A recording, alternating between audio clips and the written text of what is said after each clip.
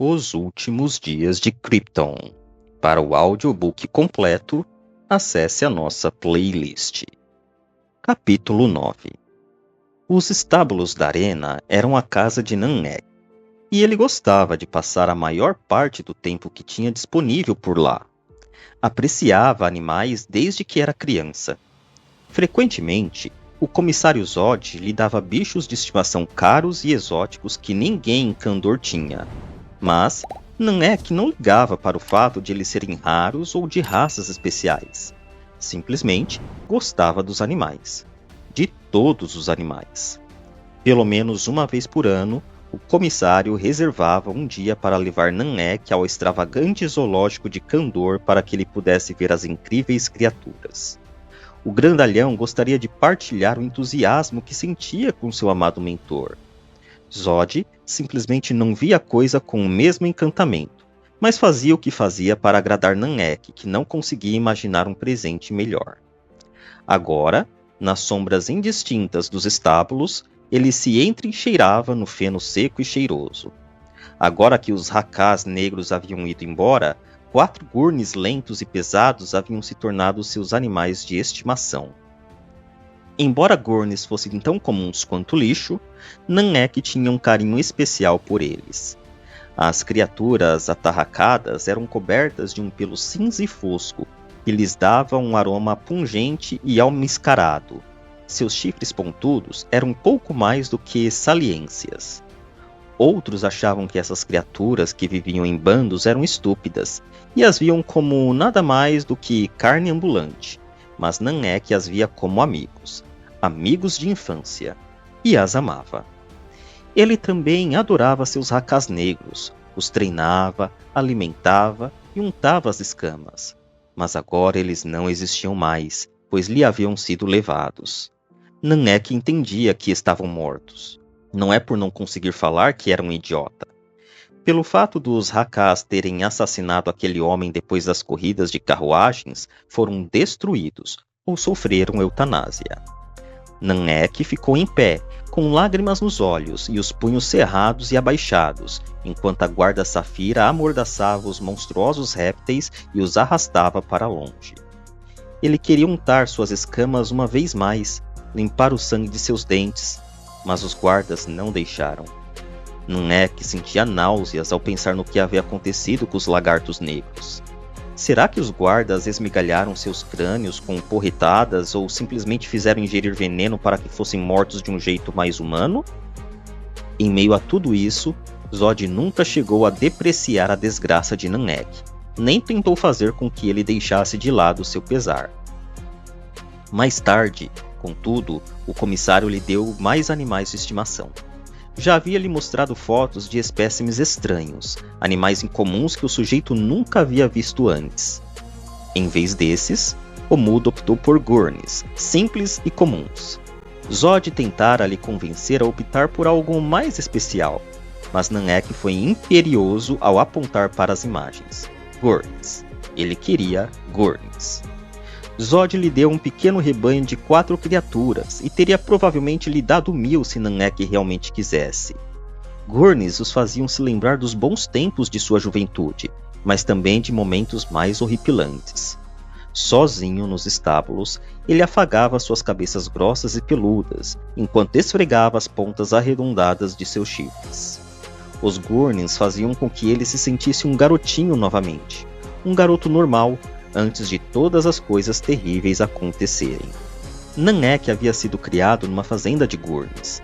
Ele tinha um pai, uma mãe, 2 irmãs mais velhas e levava uma vida tranquila cultivando fartos campos de liquens em um platô pedregoso. Os gurnes arrancavam os liquens duros e velhos das pedras e supriam uma nova e tenra safra com fertilizantes. Ele estava com 10 anos de idade quando tudo mudou. Quando Bel-Ek, seu pai, enlouqueceu. Nanek era jovem demais para saber o que havia estraçalhado a alma do velho. Tudo de que se lembrava era que, numa noite, Ben-Ek assassinou a esposa, estrangulou as 2 filhas e depois veio atrás dele. O jovem Nanek atravessou a janela e fugiu pela relva orvalhada. Conseguiu alcançar os estábulos onde se escondeu no meio dos animais inquietos. Ben-Elk ficou horas à sua procura, à espreita no meio da noite, berrando o nome do filho. Seu pai segurava uma faca longa, afiada e curvada, que servia para arrancar líquen das rochas e estava encharcada de um sangue que brilhava à luz das 2 luas restantes de Krypton. Nanek havia se agachado em meio às feras quentes e peludas e prendido a respiração, com medo de proferir um som que fosse. A porta do estábulo onde o menino estava foi arrombada, e ele pôde ver a silhueta musculosa do pai contra a luz. Os gurneys peludos estavam agitados, mas o garoto estava escondido no meio deles, tentando ficar encolhido e em silêncio. Ele se agarrava à pele perfumada de um dos bichos e afundava o rosto nos pelos para que seu choro ficasse inaudível. Mesmo assim, Ben-Elk o avistou. Com um rugido, o velho avançou na sua direção a passos largos, erguendo a lâmina assassina, pouco antes de um destacamento da Guarda Safira o atingir com alguns tiros.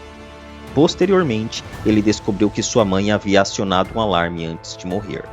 As tropas de segurança reagiram tarde demais para salvar o resto de sua família massacrada, mas conseguiram salvar Nanek. O menino ficou tão traumatizado que nunca mais conseguiu falar novamente. Isso não impediu o jovem e ambicioso comissário Zod de proteger o órfão sem fala. A par dos horrores que Nanek havia vivenciado, Zod pegou o menino e cuidou dele. Sim, Zod chegou a tentar fazer com que ele falasse, mas não o pressionou nem perdeu a paciência a ponto de gritar. O mais importante de tudo foi que o comissário aceitou Nanek, deu a ele um lar e fez com que se sentisse seguro novamente. Nanek jamais conseguiria retribuir seu mentor por tudo o que fez. Durante anos, ele acreditou que jamais conseguiria se sentir seguro novamente na vida, mas Zod lhe deu segurança.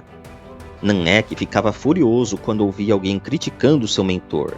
Nem mesmo o comissário sabia que Nanek havia em segredo assassinado 4 pessoas que falaram mal de Zod. Ele achava que isso era o mínimo que poderia fazer. Agora ele pegaria obedientemente todos os itens preciosos guardados na câmara sob o quartel-general da comissão como Zod lhe havia ordenado. Mas antes disso, Nanek tinha outra tarefa importante, algo que ele tinha que fazer. Os corredores dos andares da prisão de Kandor eram esparsamente povoados, mesmo durante o dia. E à noite, só alguns membros simbólicos da Guarda Safira permaneciam no local, como formalidade. Os kryptonianos se sentiam relaxados e satisfeitos com suas normas de segurança, e nem mesmo o açougueiro de Kandor os abalou o suficiente para que fizessem mudanças fundamentais. Embora fosse um homem grande, Nanek conseguia se mover de um jeito furtivamente predador. Qualquer um que o reconhecesse como pupilo de Zod iria supor sem sombra de dúvida que estava numa importante missão para o comissário. Usando os códigos de acesso de Zod, o Grande Mudo podia facilmente manipular os sistemas. Entendia muito mais as coisas do que as pessoas imaginavam. Naquela calmaria indolente, atravessou o subterrâneo e desceu lances de escada em espiral até o nível de entrada para as celas onde os presos ficavam detidos. Nanek deslizou com tanta serenidade quanto uma gota de chuva escorrendo por uma janela recém-polida. Sua primeira tarefa em um painel de subestação era desativar o dispositivo de segurança que grava imagens. Ao supor que aquilo não passava de um defeito de rotina, a equipe que trabalhava à noite iria simplesmente requerer que o equipamento fosse consertado no turno do dia seguinte. Enquanto se aproximava de sua presa, os punhos de Nanek se cerravam, se abriam, se cerravam, se abriam. Ele pensou no zoológico de Kandor, lembrando-se de quanta alegria aqueles animais haviam lhe dado. O Drang e suas divertidas travessuras, o Snagriff que parecia muito feroz e os pesados Rondors. Zod o havia levado para o zoológico apenas 2 meses antes e agora Nanek jamais veria aquelas criaturas de novo. Extinção. Que punição seria suficientemente severa para um crime tão indescritível? Ele havia trazido uma faca longa e um bisturi, embora alimentasse a esperança de que poderia fazer todo o serviço com as próprias mãos. Quando estava em possessão, usou o cristal de acesso de Zod para enviar um sinal, que afastou os 2 guardas baseados diante da cela que detinha o açougueiro. Uma suspeita de incêndio detectada no complexo de registros, 3 andares acima. Nanek se escondeu em um canto atrás de uma reentrância, enquanto os 2 guardas armados saíam em disparada pelo corredor, conversando entusiasmados e surpresos por estarem saindo da rotina. Assim que partiram, Nanek entrou em ação. Não sabia ao certo quanto tempo teria, mas pretendia realizar tudo o que fosse possível.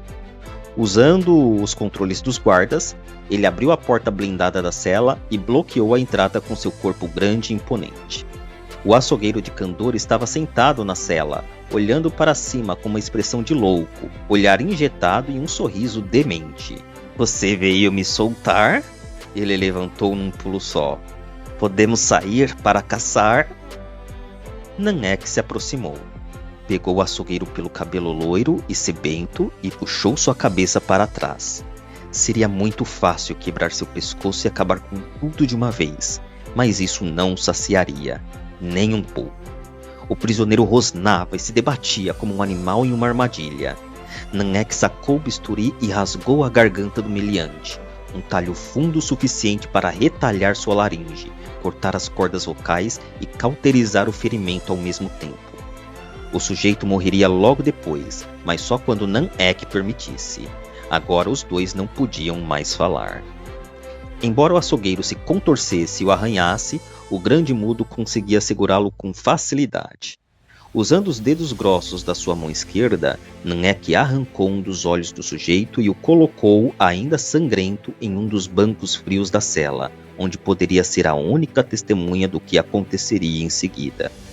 Ele queria deixar o açougueiro com outro olho por enquanto, para que pudesse ver o que transcorreria em breve, da mesma forma que os animais do zoológico contemplaram seus destinos sangrentos. O açougueiro cerrou os dentes e cuspiu, mas apenas ruídos ocos e sibilantes saíam da sua garganta mutilada.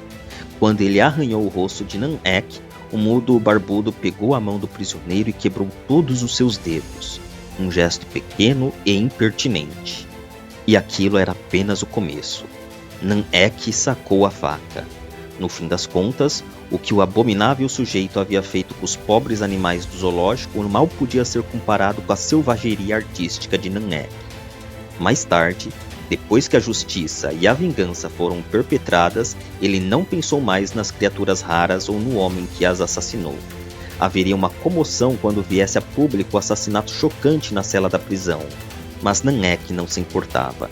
Ninguém suspeitaria dele.